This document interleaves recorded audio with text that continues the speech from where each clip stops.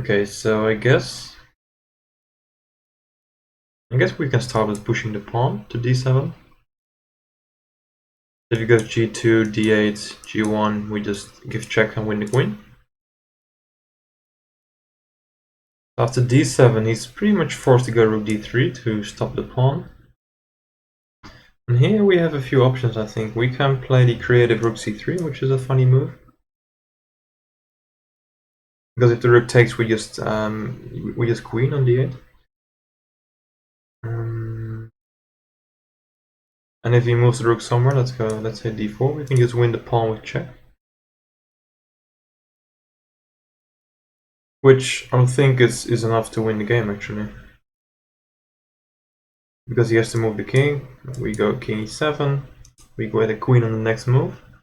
And I think the rook will be able to stop two pawns, especially since the black king is cut off on the h-file.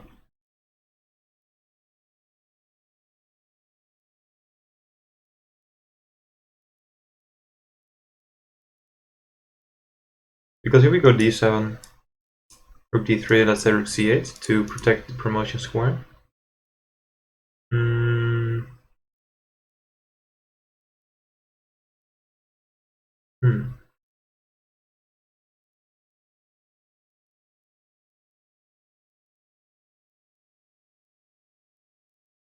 Might be good as well.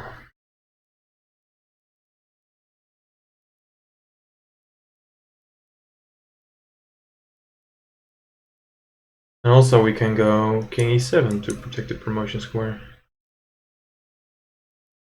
No, but that feels a bit odd, because then we allow the black king to get closer.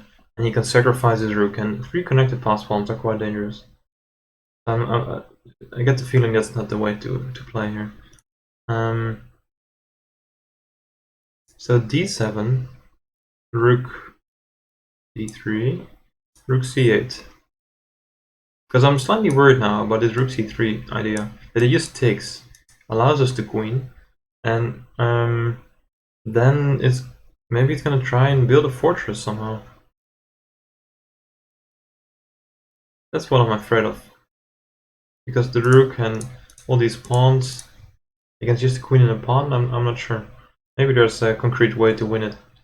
But I have some doubt in that line, so let's check d7, rook d3, rook c8. Now if he goes g2, we give check, grab the pawn, and it's basically the same line where we have the king cut off on the h-file. And we'll be able to stop these two pawns with our rook, while the king supports our own pawn to promote. Yeah, the king and its forward pawn both in gmax is weird. It does, because it gives us so many extra options of I think it's called the skewer attack, but I'm not sure what it is in English. In Dutch we call it the X-ray attack. Giving check and then winning the piece which is behind it. Basically looking through the king and attacking the pawn. I think I'm pretty confident d7 is the first move, so let's execute that one to start with. Just to make it a bit easier to follow. So king e7 I don't think is the right move, because then we allow these two pawns to start running. We allow the king to get closer if he wants. So we give him too many options by playing this move. So it's either rook c3 or simply rook c8. So rook c8, g2.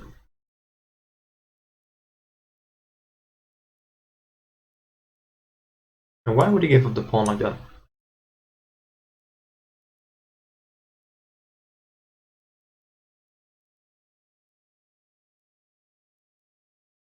Maybe because he has no choice, but well, surely he has a choice. Let's say he pushes the e pawn instead.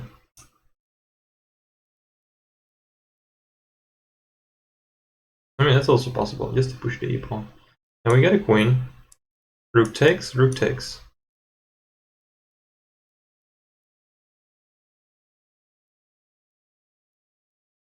It seems totally winning to me. Especially because we always have the check on g8, which is so important. But we cut off the king and we win a pawn by doing so. Yeah, so rook c3. And rook c1, yeah, that's a bit defensive. You want it to stay active if you can. It's always important in endgames. I think the problem with rook c3 is he just takes queen. He gets a check on c6. And I guess he can build a fortress somehow. That's my main concern here. So that's why I don't really want to play this line. So that's why I want to go rook c8 here.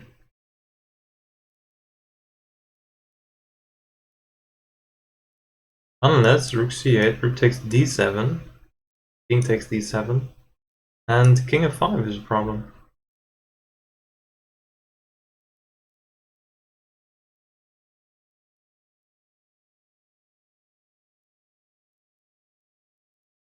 That might actually be a problem, you know, because if we go rook g8, he goes king f4, we go king e6 back, and he pushes the e pawn.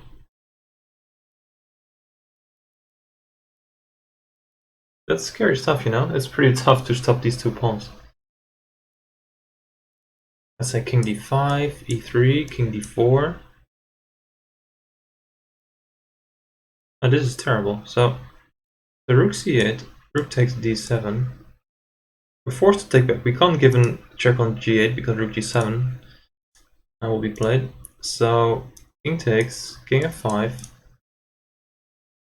Get your rook behind the pawn. King f4. King e6 back.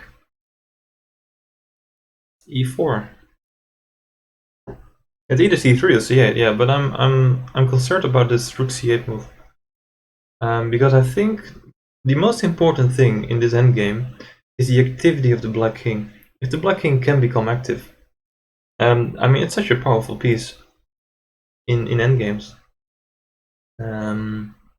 So if the king becomes active and supports the pawn, and he can push both pawns, and together with the king, that's pretty much unstoppable if our king is on d7.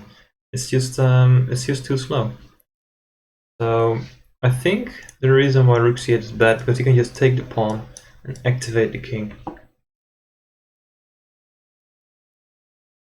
And he started running with two pawns. How do you stop two pawns with just a rook? It's tough. You need to stop them like on a1 or c1 or any of those squares, but then you can just bring the king. And you can sacrifice against one pawn, but you can't sacrifice against both pawns, so I think that's a problem. So I guess rook c3, rook takes, queen. I don't think he's able to build a fortress then. That's gonna be my guess. Because I think rook c8 is well, might even be losing. So let's go for rook c3. Let's hope I'm not wrong on this one. Ooh. Nice, wow. So just